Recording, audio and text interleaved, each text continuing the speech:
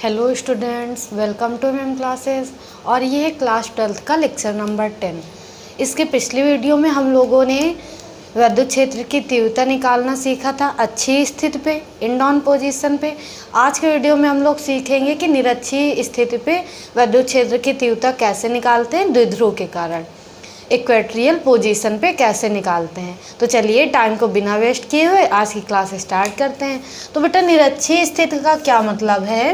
निरक्षीय स्थिति का मतलब ये है कि अगर कोई डाइपोल दिया है, ये डाइपोल दिया है ए बी, इस पे माइनस क्यू चार्ज है, इस पे प्लस क्यू चार्ज है, और इनके बीच की डिस्टेंस है कितनी 12, और इसका कोई मिडिल पॉइंट है ओ, ये डिस्टेंस एल है, ये डिस्टेंस एल है। पूरी डिस्टेंस 12 होगी तो मिडिल पॉइंट से इतनी एल हो जाएगी, इतनी एल हो जाएगी। अच्छी स्थिति में निकालने के लिए हमने क्या किया था, जिस बिंदु पे विद्युत क्षेत्र की तीव्रता निकालनी थी, इंटेंसिटी निकालनी थी, उसको इसी अक्ष में रखा था। निरक्षीय स्थिति में निकालने के लिए, निरक्षीय का मतलब है लंबवत बिंदु पे। कैसे बिंदु पे? लंबवत, यानी इसके लंबवत कोई बिंदु लेंगे, फिर विद्युत क्षेत्र की तीव्रता निकालेंगे। तो इस मध्य बिंदु से आर दूरी पे हम, इससे आर दूरी पे, ये कितनी है दूरी आर, ये कोई मध्य बिंदु था ओ, जिससे आर दूरी पे हमने बिंदु पी ले लिया। अब इस पी बिंदु पे हमको इंटेंसिटी ऑफ इलेक्ट्रिक फील्ड निकालनी, विद्युत क्षेत्र की तीव्रता निकालनी है ए के कारण और बी के कारण, माइनस क्यू चार्ज के कारण और प्लस क्यू चार्ज के कारण। तो प्लस क्यू के कारण जो इंटेंसिटी लगेगी वो बाहर की ओर लगेगी, और जो माइनस क्यू चार्ज के कारण लगेगी वो अंदर की ओर लगेगी। यानी कि इसके कारण जो विद्युत क्षेत्र की तीव्रता लगेगी वो बाहर की ओर लगेगी E1, और इसके कारण जो लगेगी वो अंदर की ओर लगेगी E2। ये E1 लग रही, E1 इधर की ओर लग रही है,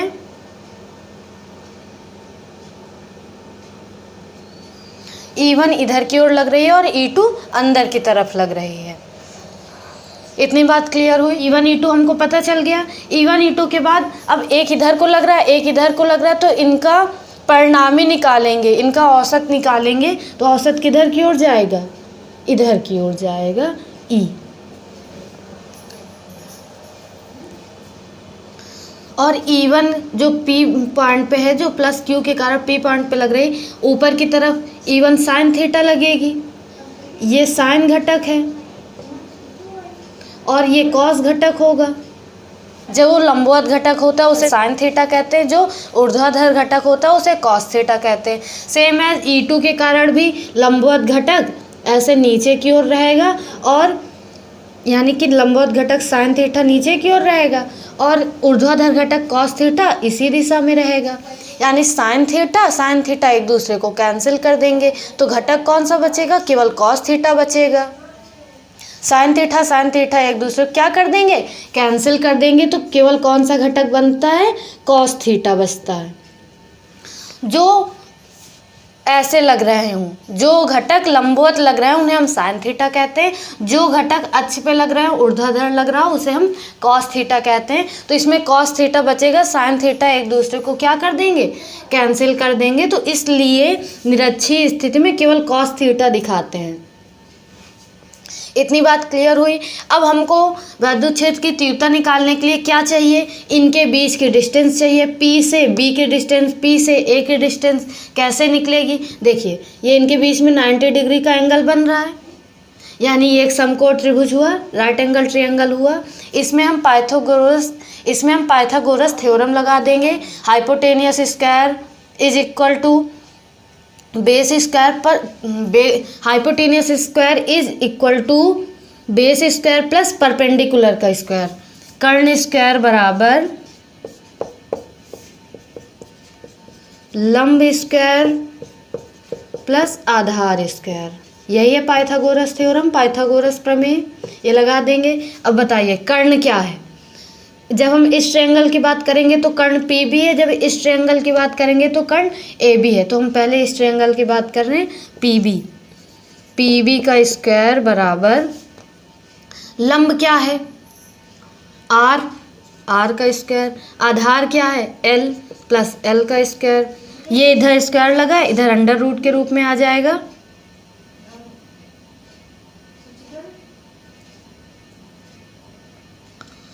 तो हो जाएगा PB बराबर under root R square plus L square. यानी ये डिस्टेंस हम कैसे निकालेंगे, पाइथागोरस थ्योरम से निकालेंगे। ये कितना आ जाएगा, R square plus L square. इसी तरह ये भी इतनी ही आएगी, R square plus L square. तो इसको हम साफ कर दें। बात समझ में आए, हमने दूरी कैसे निकाली, पाइथागोरस थ्योरम से निकाली। दूरी निकाल ली, अब हमको कुछ नहीं करना, E1 E2 निकालना है। क्या लिखेंगे, बिंदु A के कारण P पर तीव्रता, बिंदु A के कारण P पर वैद्युत क्षेत्र की तीव्रता।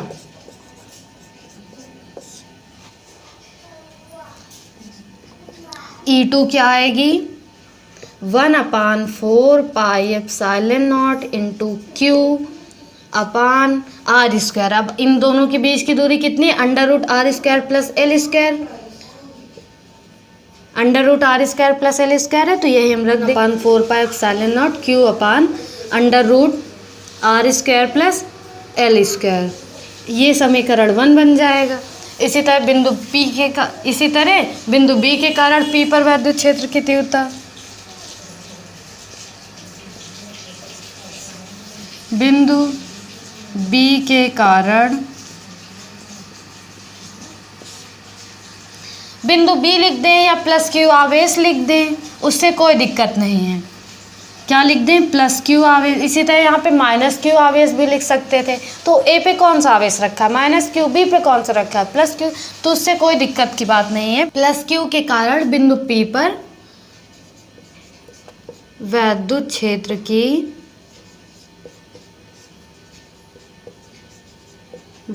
क्षेत्र की तीव्रता। प्लस Q के कारण कौन सी लग रही, बाहर की ओर E1, यानी कि E1 बराबर हो गया 1/4 pi epsilon not Q upon R square. अब R क्या है, under root R square plus L square का होल स्क्वायर। समीकरण 2। R स्क्वायर होता है ना, तो R क्या होता है, दोनों आवेशों के, दोनों बिंदुओं के बीच की दूरी, इनकी दूरी क्या है, R square plus L square. तो R square plus L square यहाँ पे भी रखा गया, यहाँ पे भी रखा गया। अब हमने E1 E2 निकाल लिया, अब हम इसका E परिणामी निकालेंगे। तो इसका परिणामी क्या आएगा, एक इधर की ओर लग रहा है, एक इधर का, E कितना आएगा, E1 इधर की ओर लग रहा है, E2 इधर की ओर लग रहा है, E कितना आएगा, E आएगा E1 cos theta plus E2 cos theta, E1 cos theta plus E2 cos theta. जो अच्छी स्थिति थी उसमें E1 इधर को लग रहा था, E2 इधर को लग रहा था, इसलिए उनको माइनस कर दिए थे। अब इसमें E1 इधर को लग रहा है, E2 इधर को लग रहा है, दोनों का परिणामी इस दिशा में रहेगा, इसलिए E1 E2 को हम जोड़ेंगे और E1 E2 के साथ साथ इनके ऊर्ध्वाधर घटक को कॉस थीटा को भी जोड़ेंगे। तो E बराबर E1 cos theta plus E2 cos theta. उसके बाद क्या करेंगे, कॉस थीटा दोनों में, तो कॉस थीटा हम बाहर निकाल लेंगे, बचेगा E1 प्लस E2। आगे देखते हैं,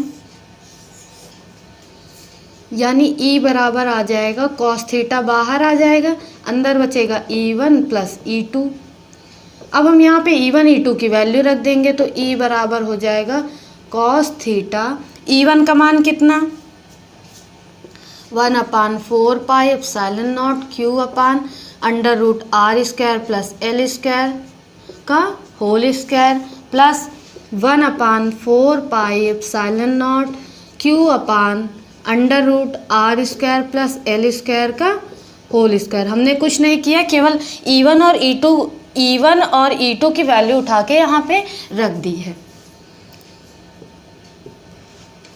तो कॉस थीटा उसके बाद देखिए पूरे में ये कॉमन है तो इसको हम बाहर निकाल लें। 1/4 pi epsilon not Q upon under root R square plus L square का होल स्क्वायर। ये इधर भी था इधर भी था, हमने बाहर निकाल लिया तो अंदर क्या बचा 1 बचा, और इधर क्या बचा इधर भी 1 बचा। 1 + 1 ऐड हो गया तो हो गया E बराबर 2 into Q upon 4 pi epsilon not under root R square plus L square into cos theta. बेटा कॉस थीटा का मान कैसे निकालेंगे, त्रिकोणमिति पढ़ा है, त्रिकोणमिति में लाल बटे कक्का पढ़ा है। साइन कॉस, कॉस के लिए होता है आधार बटे कर्ण, तो यहाँ पे आधार क्या है एल और कर्ण है under root R square plus L square, यानी कॉस थीटा का मान कितना आएगा, कॉस थीटा का मान कितना आएगा एल अपान, यानी कॉस थीटा की वैल्यू कितनी आएगी, कॉस थीटा बराबर L upon under root R square plus L square, ये आएगी कॉस थीटा की वैल्यू। यही वैल्यू हम यहाँ पे रख देंगे, कॉस थीटा का मान क्या रख देंगे L upon under root R square plus L square. इतनी बात समझ में आई। ये 2 उठा के एल के पास ले आएंगे तो हो जाएगा E बराबर Q into 2L upon 4 pi epsilon not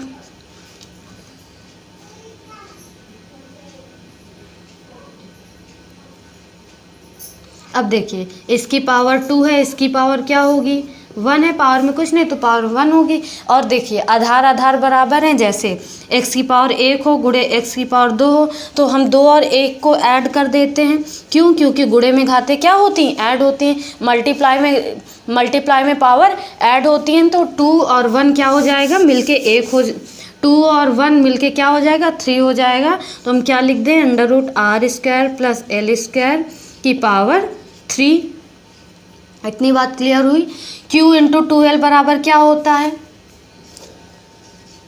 P बराबर Q इंटू 2L होता है द्विध्रुव गुण, यहाँ पे हम वही रख देंगे तो E बराबर हो जाएगा P upon 4 pi epsilon not into under root R square plus L square का होल क्यूब। अब देखिए एल स्क्वायर बहुत छोटा होगा, जो एल है वो छोटा है आर के कंपेयर में, तो एल स्क्वायर को नगण्य मान लेंगे। एन स्क्वायर को एल स्क्वायर को छोड़ने पर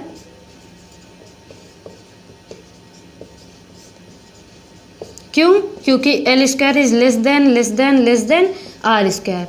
एल स्क्वायर आर स्क्वायर से बहुत छोटा है तो एल स्क्वायर को हम छोड़ देंगे, तो यहाँ पे क्या हो जाएगा E बराबर P upon 4 pi epsilon not into under root R square का होल क्यूब। अब देखिए आर स्क्वायर से क्यूब हट जाएगा, जब स्क्वायर में है तो आर बाहर आ जाएगा, तो हो जाएगा E बराबर P upon 4 pi epsilon not into R cube.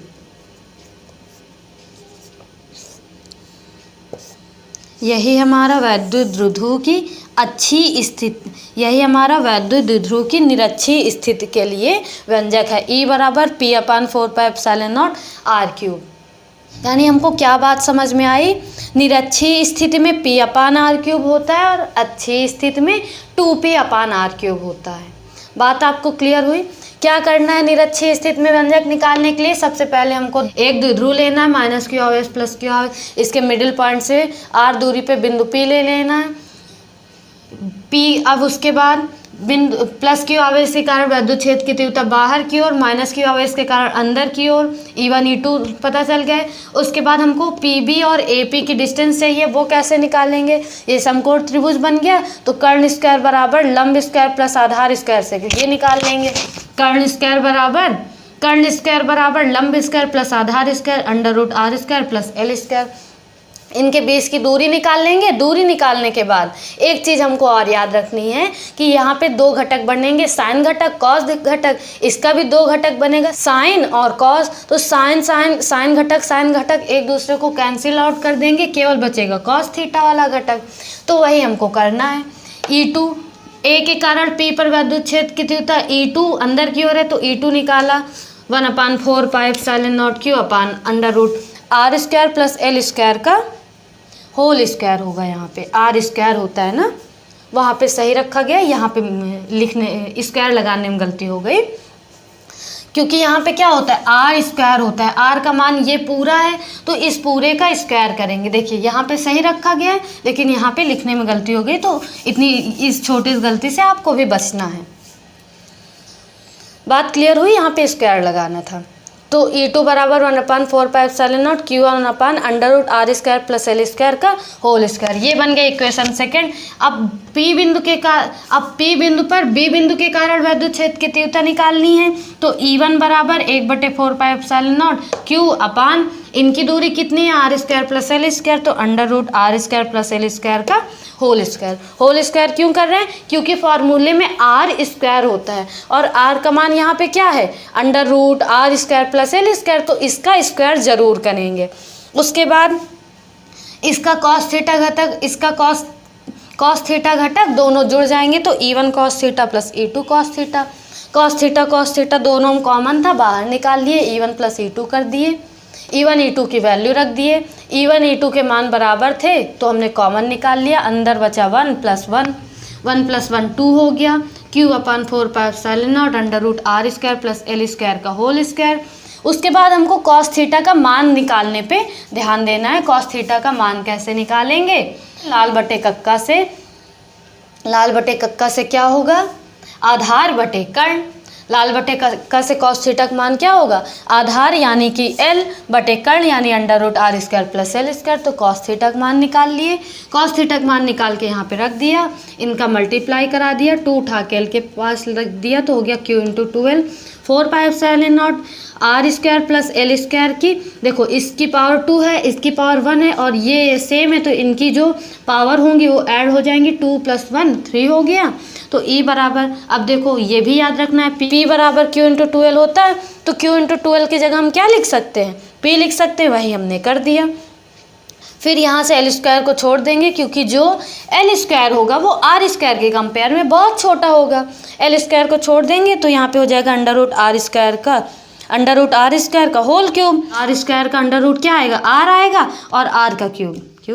तो E बराबर आ जाएगा एटलीस्ट P/4πε0 × r³।